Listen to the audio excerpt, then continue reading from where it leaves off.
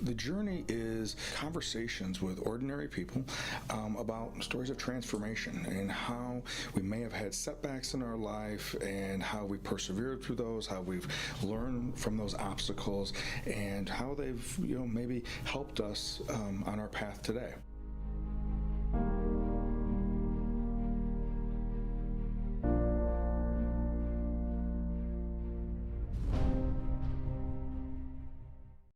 Well, welcome to the journey. My name is Kevin Polky, and I have a special guest with us today, Tony Montalbano.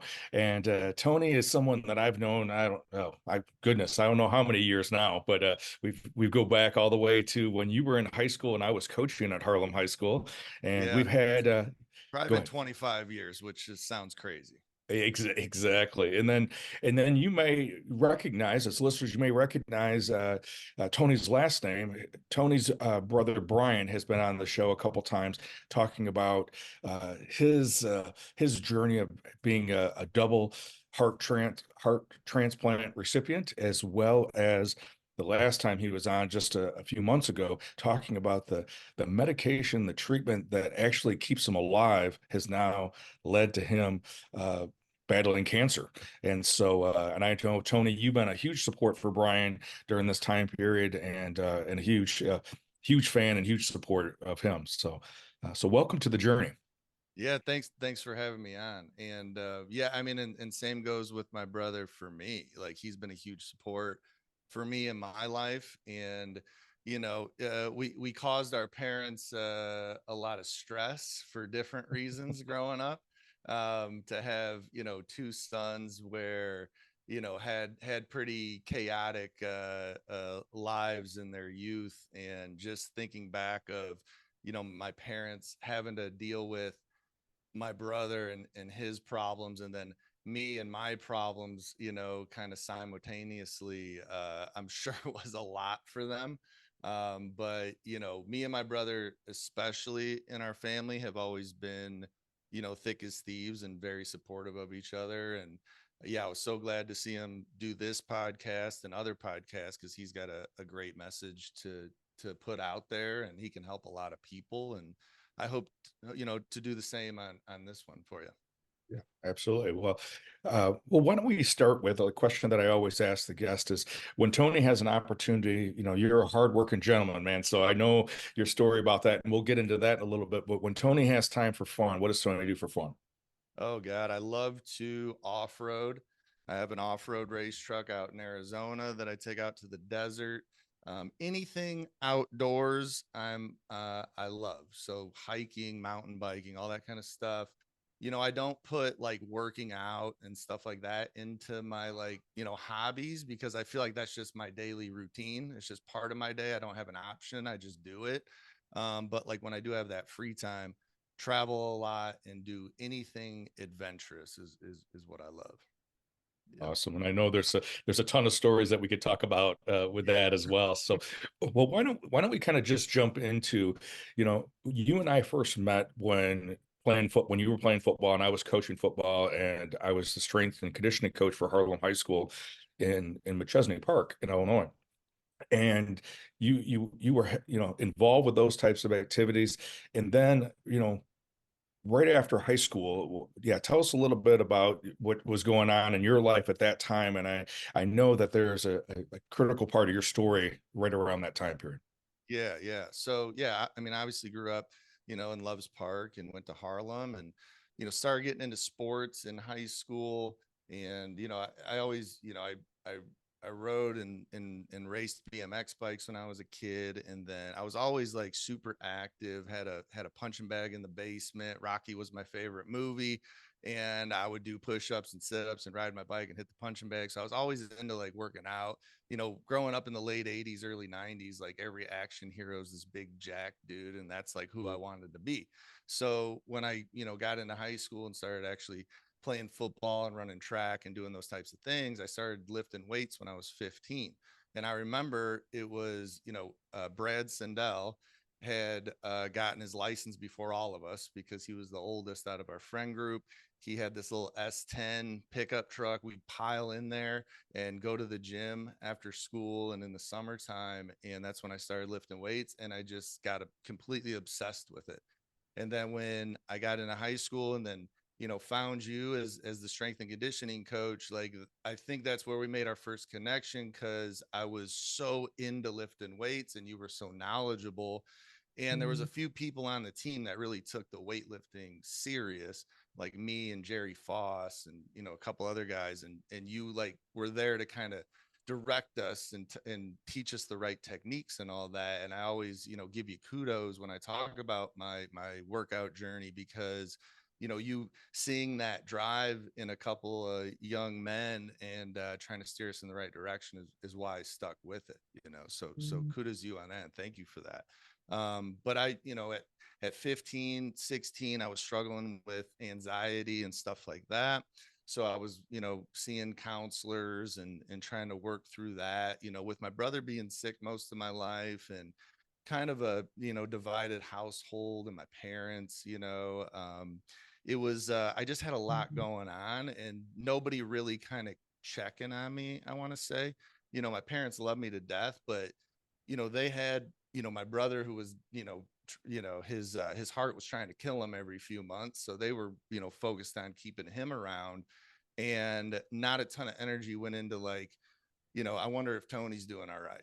And because of that, and I have no, resentment, I just understand that's how it goes. But I think because of that, I just didn't have a lot of direction. So I started seeking it out. And then ultimately, me and you started working together. But, through that journey, I was still struggling with anxiety and depression. And then at 17, one of my best friends died in an accident, and watched him bleed to death in front of me. And then that is really what spiraled me into addiction and alcohol and experimenting with drugs, because I had all this pain and all this anxiety, and now this happened. And then I was like, man, I can't deal with it. Let me deal with it by drinking and doing drugs and trying to numb the pain. And that was at 17. And then by, 22, after 5 years of partying like that, and trying to numb the pain, it got to be too much, and I was getting in a lot of trouble. And ultimately, which a lot of listeners, if they're in Rockford, will remember this story, but ultimately got into a bar fight at 22 years old, and accidentally, killed somebody, and ended up facing a first degree murder charge at 22. And then for the next year and a half, until my trial, I was in and out of county jail. I was on house arrest until my trial in 2007. And then I was found not guilty on self-defense. And then as soon as I could, I packed my stuff and moved as far away from Rockford as humanly possible. Yeah. Yeah. I remember that time period, and I think this is for any listener out there, when they oh, that won't happen to me. From what I remember you telling me, the story was when you say accidentally, someone died as a result of, if I remember correctly, it was just one punch. Yep. And it just was, when they talk about the way you described it to me about it being a fluke, that just how you happened to hit him, but it was when he landed was the result of, unfortunately, his passing.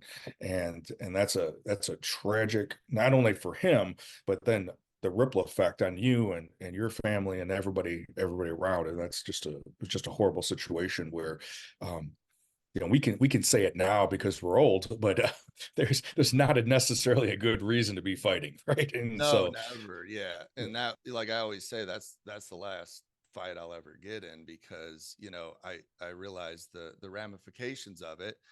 And, at the time, and I was getting in it's not like this is just happened. It's not like I was going to church every Sunday, and, this, super, you know, it wasn't like I was good in society back then. Let's put it that way. So it was just like it was the way I was living my life that ultimately, led up to this incident. It wasn't, I know we talk about it as, this was like a one-time fluke thing, but something was going to happen. I wasn't slowing down with the partying and the drinking and the drugs and the fighting. So, it's funny because in my mugshot, I have a black eye that, from my mugshot that night, but that black eye didn't occur that night. It occurred, a week earlier when I got in another fight at another party, So it was just this lifestyle I was living that ultimately, ended me up, in county jail. And, like you said, yeah, it was one punch. And, and then, like you said, the ripple effect, something you said, um, because me and you were talking back then and you were helping me through some things. And the one thing you said that always comes to mind is, you said, you were the first person to ask me, you know, or how are you doing with the guilt? And I started answering it as, well, I don't think I'm guilty because this happened. I was really defending myself. And he said, no, no, not the guilt of the situation, like the guilt of the ripple effect and the stress it's putting on, your family and all this stuff, because, they were writing articles about me in the newspaper and I was on the news all the time. And it was the first time I really thought about that. And I think about that, ever since. It's like, man, I did put everybody through a lot, not only me and my family, but, the victim and his family. And, that guilt is something that, I don't know if it ever goes away. And I don't know if I want it to be honest, because it's kind of that my responsibility in that incident is, it's a reminder to, never go back to being that person. And as I tell my story on podcasts or just, to whoever, I tell everybody, like, I almost like look at my life as two different lives. And it's, everything that happened, before I was 25, right? Like that, all the chaos and the trauma I went through from, you know, the day I was born until, the day I left for California. And it really feels like a different person, because the minute I moved to California in 2008, and I picked San Diego literally on a map because it was the furthest place from Rockford and Chicago, and I could get away and I won't have an excuse to go back. Like, I'm all in on moving. And the weather helped, of course. But ever since I moved, every day of my life, I just decided I want to be a different person and live a different life.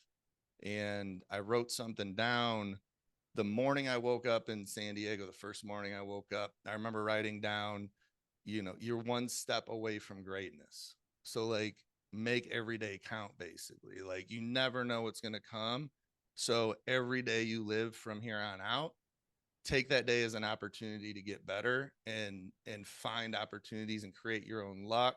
And, prove to yourself and your family and whoever else is listening that, hey, I'm not this person anymore that got in all this trouble and was chaotic.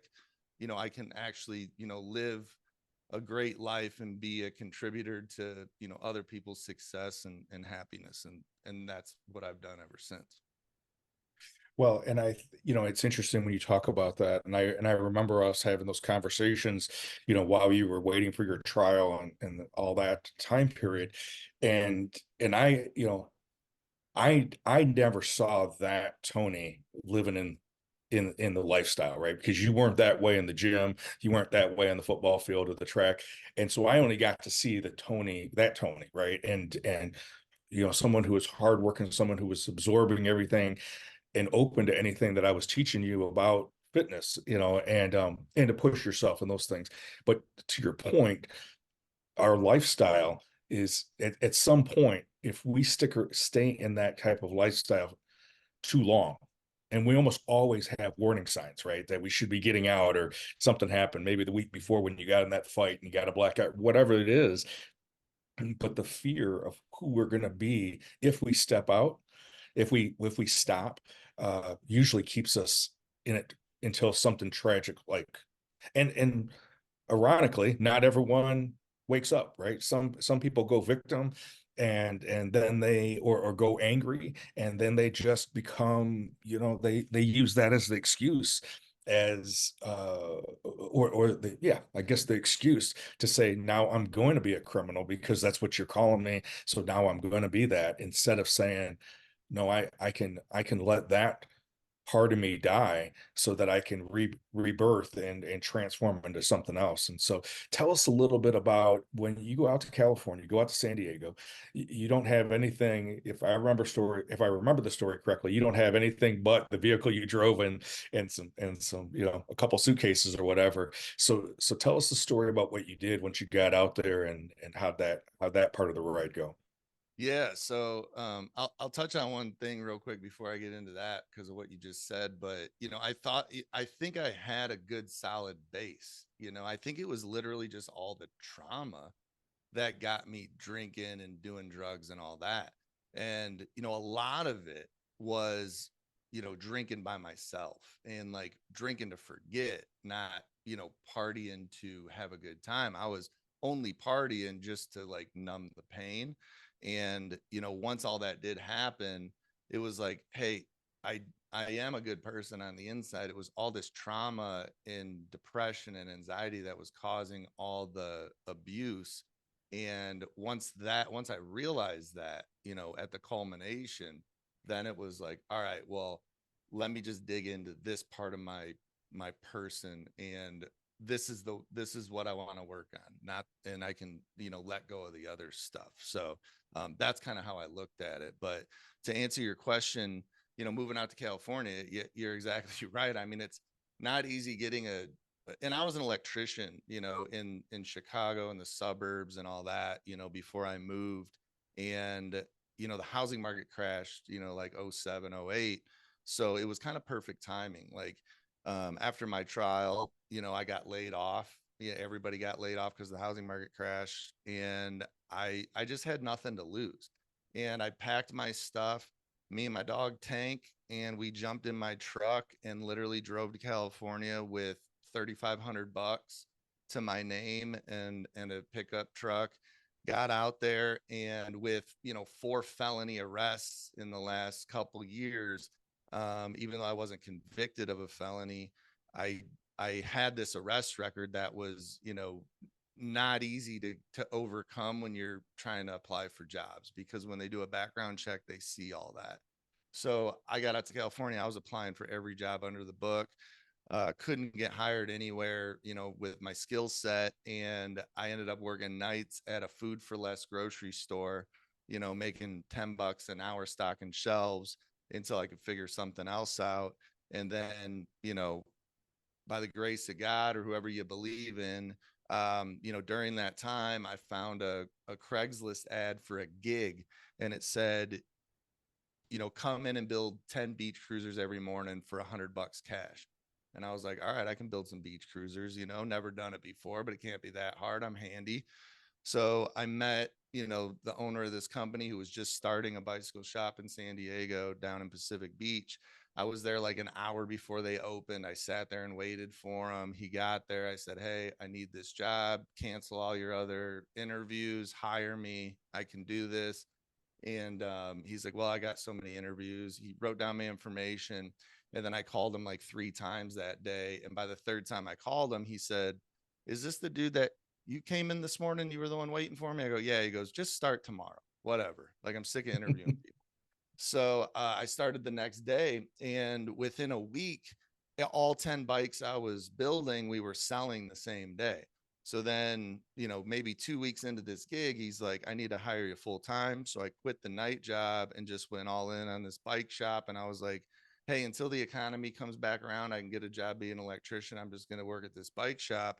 But we were growing so fast, and I was building out the service department and products and point of sale system. And I was wrapping my head around this whole business. And then that first winter I was out there, the owner of this bicycle shop I was working for, he bought a house that needed to be completely remodeled. And he's like, hey, listen, I just put all my money into this house and I need to save some money for this rehab. Can you help me rehab this house over the next 3 months?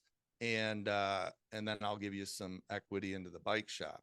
And I said, absolutely. So I ended up working basically for free for months over the wintertime, remodeling this house.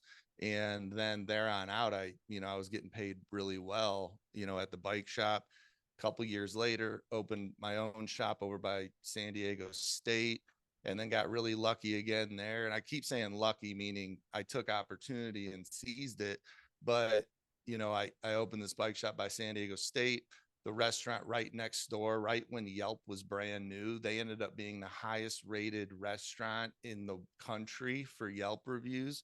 And they were wanted to expand. So they bought me out of my lease for a big chunk of change and moved into the spot I had. And then me and the original guy that hired me at the original bike shop, we flew to China. We started touring factories. We started manufacturing our own bikes, started importing them and distributing them all up and down the West Coast, all the way out to Arizona, and ended up opening the highest volume retail bicycle shop in San Diego, at one point, and operated, that business for 13, 14 years, and eventually sold it, and then moved out here to North Carolina to start another business. So it's been crazy. The last 18 years or however long it's been, it's been a complete transformation, and it's all starts with the mindset and the discipline. And I tell people my superpower is hitting rock bottom, because at 22 years old, I remember sitting in jail.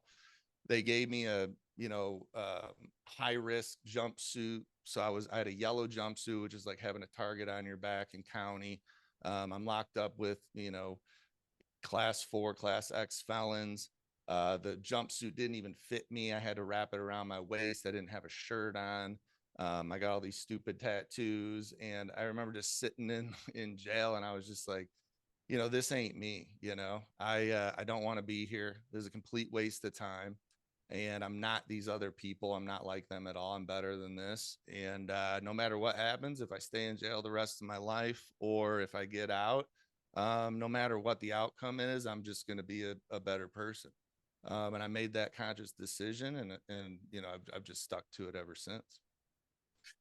Well, and I think, you know, you know my story, and I've talked about it before, is that, for me, what I learned as I was playing football and wrestling and running track and then later competing as a bodybuilder, it's what I learned along that line was much more valuable than anything I ever accomplished as an outcome, meaning like a title that I won, or whatever was on the football field or whatever. And that, I think, that along with, I have a similar story of hitting a rock bottom, and that wake up call of, this lifestyle, I can't get away with this anymore. I can't play this way. This is not who I am. And that isn't making, judgment on anybody else that was there. It's just that I just knew that it wasn't me. And to the point where, like you said, the anxiety is that, I think we had this conversation too, is that, a person who has criminal thinking, they're innocent until proven guilty. Someone who doesn't have criminal thinking is guilty till proven innocent.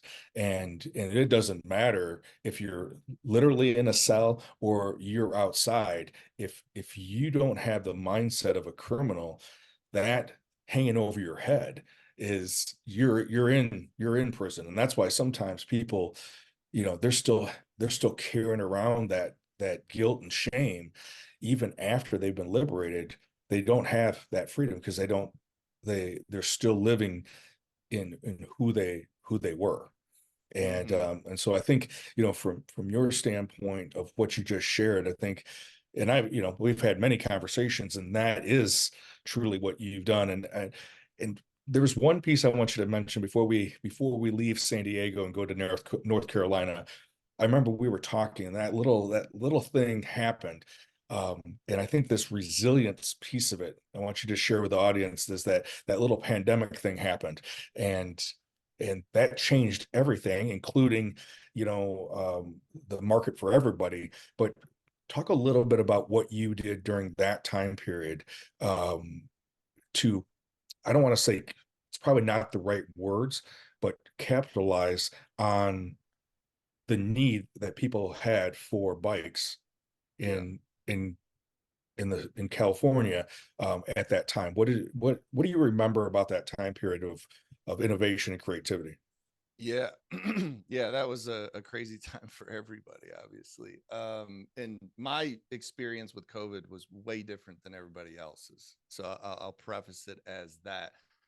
One thing I want to say about, like you just said, about hitting rock bottom and making that decision, I feel like, you know, getting arrested and being in the spotlight for that is what like exposed my personal problems.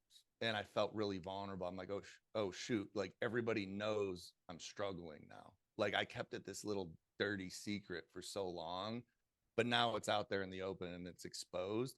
And that was really what led me to start healing, as tragic as it was, and too bad it came to that point. But I think that talking about stuff like that and talking about your issues and what you're going through and being public with it, or even with your friends, I mean, just being open about your struggles will expose, who you truly are and what you need help with. And that is the first step in healing, and I think the audience should know that is, if that never happened to me, um, who knows what would have happened. Maybe I would have ended up dead. But it's that exposure of the truth and what you're struggling with and the trauma that helps you, start to heal. But to get back to the COVID point, yeah. So we had ups and downs in the bike business, and one of the first big dips we had was when all the bird scooters and lime scooters and all these bikes on the corner that you could rent for $1, they popped up, and our sales got cut in half. Our rental fleet got cut by like 90%. And it was the first time in a long time where, you know, we were like, holy smokes, something needs to change. Right. And all these other bike shops were at the time, trying to fight against, all these rideshare scooters and bikes on the street. And what me and my business partner said was, well, that's a losing battle. These companies have millions and millions of dollars being pumped into this. There's no way they're disappearing.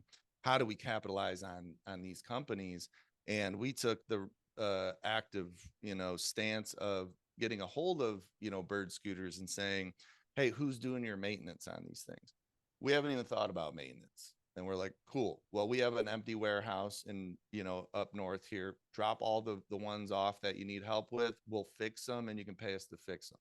And because of doing that, we made tons of money doing that over the next few months. And that kept us afloat, for the downfall in which, they were responsible for. So it was kind of, if you can't beat them, join them kind of thing. So we were resilient during that time. And then we started importing our own scooters. We were selling them, to end buyers. And we just went all in on these scooters things, since that was the craze. So we were able to keep afloat during this time when a lot of companies were falling off. They owed all these, manufacturers and distribution companies a bunch of money because their sales got cut in half and they didn't pivot.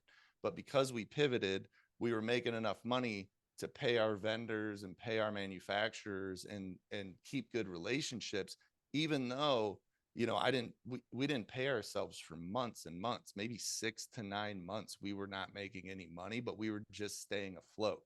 And, because of that, when COVID did hit, you know, there was all this news saying, bike shops are going to be shut down. And about 2 or 3 days of that started happening, and we were staying open, and there was cops showing up at all these bike shops, closing them down. And then by day 3, they finally said, all right, bicycle shops are able to stay open because of transportation. And that day, me and my partner were like, he calls me and he goes, dude, we got like 2,000 bikes sitting in China right now. Do you think we should ship them over here now, or see what happens. And I was like, let's ship them over here right now, and this was like March and of what, 2020. Yep. So then we get the bike shipped, and literally like the day they land in port and get to our warehouse is when the news starts saying, hey, there's no longer a toilet paper shortage. There's now a bicycle shortage. And we had all this inventory that we owned cash, almost about $1 million in inventory. And where everybody else had been dying because of, the scooter craze, they owed all these companies money. They didn't have any inventory. They didn't own any inventory. They couldn't capitalize on COVID because they had nothing to sell. It was such a bummer for everybody, all these bike shops, because they're like, I have a line around the block with nothing to sell and I can't order anything. Where we had, thousands of bikes in stock, and we had good relationships with all the manufacturers. So even if somebody needed something, like every single day during COVID, I would call everybody I bought bikes and parts from, and I'd say, what do you have today? And they'd be like, we just got 30 extra small women's hybrids. And I'd be like, send them all to me. I'll take them. Because for an entire year, I had a line around the block at the bike shop. And, May of 2020 was when it really hit. And we sold like 1,600 bikes in 30 days. So my COVID experience was a little different than everybody else's, where I owned my own business. I created my own paycheck and my own destiny, and we stayed open the entire time. I didn't, wear a mask or anything. I just kind of just business as usual, and just stayed open and made more money than I ever made in my life that year. So, I was just fortunate that we pivoted when we did, and we always kept good relationships. We never burned any bridges. And every time life throws an obstacle at you, figure out how to capitalize on it. It's not always a negative thing. It's like, try and find the good in it. And say, the scooters hit and there wasn't an easy way out, we would have shut down the bike shop and started another business. We started so many businesses doing all this other stuff. We were building 4x4 off-road vans on the side. We were starting to build sheds for homeowners, like anything we could make money on. We weren't passionate about the bicycle industry. We were passionate about making money and being entrepreneurs. So it could be any product. We would just figure out how to make money on it. So that's what got us through that. And, it was kind of the same thing with me moving out here to North Carolina, where, the bike business boomed for a few more years. And then I started seeing it starting to level off and decline. And I was like, I don't want to keep all my eggs in this basket. And a good friend of mine who was out in Florida had exited his last company, and me and him were talking over through COVID, and he's like, hey, if we figure out something to do together, do you want to do it? I said, absolutely. We were throwing ideas out to each other all the time, and then one finally stuck, and it was wholesaling real estate. And he said, I'm moving from Fort Lauderdale up to Raleigh, North Carolina. Me and my wife want you to join us as a partner. And I said, yeah, I believe in you, and I want to take another risk, and I believe in myself. And again, I packed my stuff with no real plan, no guarantees, and packed my truck and moved across the country again, and started this business. And that was almost 3 years ago, and ended up selling the bicycle business and went all in on what I'm doing now. And that's, I have a call center right outside my door here, where, we have 15 employees, and they're all on the phones, locking up houses under contract. And then I have a team that sells those contracts to investors. I flip houses, I buy and hold rentals. And, I can, say that, I also have, an education side of the business, where I teach this, and I teach sales training. And that's a big part to do with you and the advice you gave me, a couple years ago, when I said, coach, I'm making more money than I've ever made. I have no worries financially or otherwise, and I'm still not completely fulfilled. And you said, well, that's not your purpose. Like, you need to find, what brings you joy and purpose in life, and living a life of purpose. And every time I would talk to you about training somebody, you said, you light up every time you talk about that. Why don't you dig into that? And I put a lot of time and effort into my brand on social media and starting to train people. And fast forward 2 years now, it's a big part of my life and my business, and the thing that keeps me happy and going every day is teaching what I do here in my office and helping others, better themselves and ultimately make more money for them and their family. I remember us having that conversation, and like you had said earlier, about it wasn't about the bike business back then. It was about being entrepreneurial and making money and making businesses grow and thrive. And I remember listening to you talk about the excitement coming in your voice when you would talk about teaching others and helping others and coaching others. And once again, that entrepreneurial part of you then figured out, all right, how can I not just do this, but then do it in a way that that becomes another revenue stream as well. And so when we can capitalize and figure out how do we monetize something that we do for free anyways, then we're in that space, right? Then we're in that like a runner's high. I don't know if I've ever had a runner's high, but that's a different issue. Yeah, I think I've had it one time, and I've Yeah. been chasing that dragon ever since. Yeah, I mean, running's just painful. So, Yeah. but I do know when either, and I know you've talked about the same experience when you're on stage and you're either teaching, telling your story or teaching to a larger audience, or when it's just a one-on-one or a small group, it's the same flow, it's the same feeling. So I know recently, and I want to see if you can try to put into some words what this experience was recently. You told me about you went to a mastermind and or maybe it wasn't a mastermind, but it was like a 3-day retreat thing, and Jocko was part of was it's one of his retreats. So tell us a little bit about what that experience was for you, and what did you take away from that experience?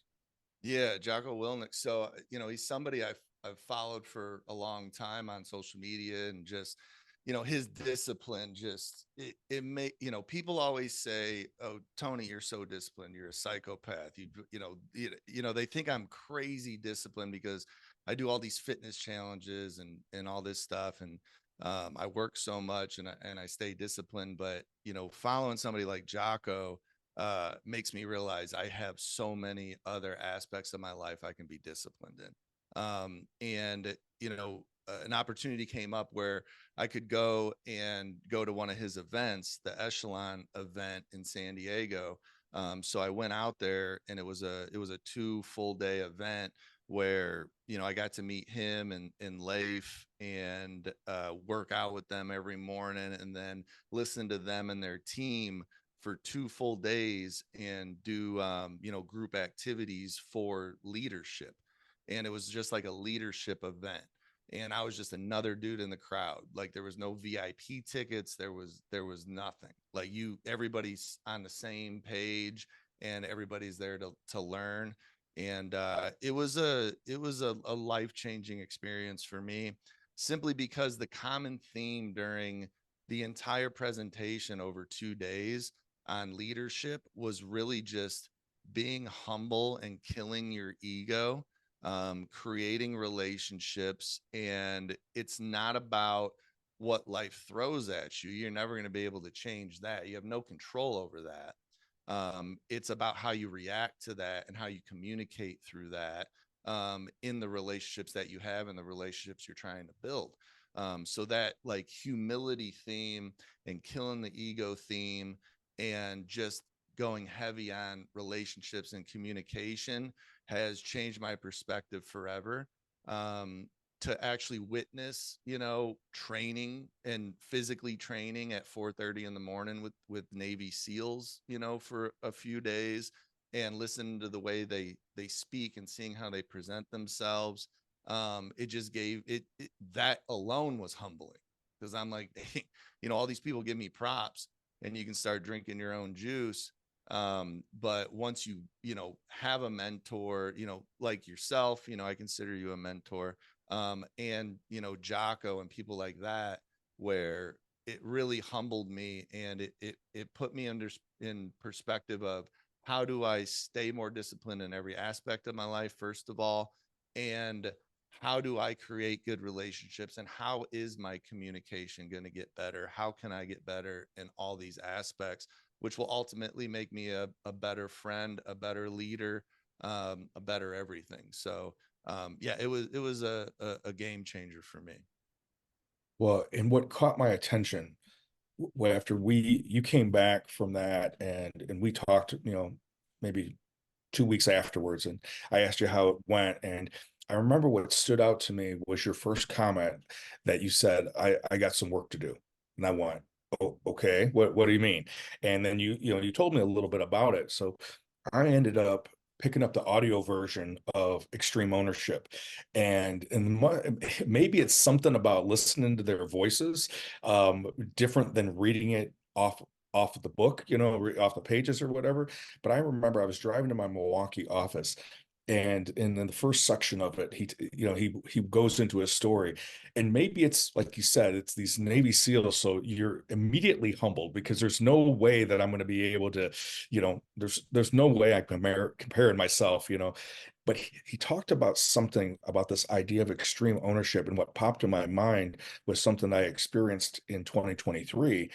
And even though I want to say that I took it like I took it with a level of integrity. There was a little bit of me that wasn't looking at what part did I play into it. And maybe it was true. Maybe 99% of it was this other group of people and whatever. But until I was listening to that, I had to take a look at the 1% or the 2% that was mine. And man, I did not want to. I mean, I was like, I was fighting it, and I was just, but I wouldn't let me go. It already got its claws in me, and so I had to, take a look. Okay, what was my 2%? What did I do? What did I not do? What could I have done different? What was the reason I didn't do it this way? Why did I, whatever it was, and that has, and I wasn't even there with you, but just vicariously listen to you talk about it, listen to the book. um I think that's the awesome thing about, if we choose to be open and choose to follow that nudge or that intuition, we always have an opportunity to continue to grow and develop. And that's one of the things that, ever since when you were a teenager to all the different life adventures that you've had, the setbacks as well as the opportunity to thrive, that's one of the things that I've appreciated about, walking with you on your path. Because I've gained things as well, and so I appreciate you, Tony, and everything that you're doing, and what you're still giving back to the people around you. Yeah, I appreciate it, man. Yeah, I feel, truly blessed that, I met you, at such a young age, and you've seen me, go through my life. You know me, my family, my ups and downs, my struggles, and, to be able to connect with somebody, who, I see us as having a lot of similarities, being, spiritual and open-minded, and also, like, disciplined and entrepreneurs, and humble. Like, yeah, you've been a great role model for me. And yeah, I'm truly blessed to have you in my life, and I appreciate you having me on this podcast. And yeah, the extreme ownership, that's what I got out of it, is you can control your life simply by the way you react. And the minute you stop blaming others for your problems, and start blaming yourself, or for lack of a better word, or just taking responsibility and knowing how I react to this situation is going to be the outcome. You're never going to change what hits you, but you can change the outcome by how you react and adapt to it. And that extreme ownership piece is what keeps me humble. And I don't care if it's somebody on the lowest tier of my company. Like, I'm humble enough to know this person knows stuff I don't know. And if they come to me or we're having an issue, I first look inward and say, what did I do? Did I not teach them properly? Did I not communicate properly? The reason they're struggling today is 100% my fault. And the minute you start switching your mind to that in business, in life, relationships, friendships, your health, your wealth, everything, your life can truly change. And yeah, I'm forever grateful for those lessons and the lessons you teach me. And I love this podcast. I listen to not every episode, but I do listen to a lot of episodes. And you're doing a great job of getting that message out there and the hero's journey. And you know everybody goes through hardships. It's really how you react to them and how you change and learn, um, is what gets you to the top. So yeah, appreciate you. Yeah. Well, thank you, Tony. If someone wanted to reach out to you and get to know more about what you're doing and more about your teaching company as well as your leadership company, what's the best way for people to get a hold of you and follow you? Yeah, Instagram's the best way, at the Tony Mont, on Instagram and YouTube and all that. I have a podcast called You Are Not Normal, because my whole life, since I was a little kid, everybody told me I wasn't normal, which is not a bad thing. It's a great thing, and I embrace it. So yeah, I have a podcast, You Are Not Normal. It's the Tony Mont on YouTube, but everything is funneled through my Instagram, the Tony Mont.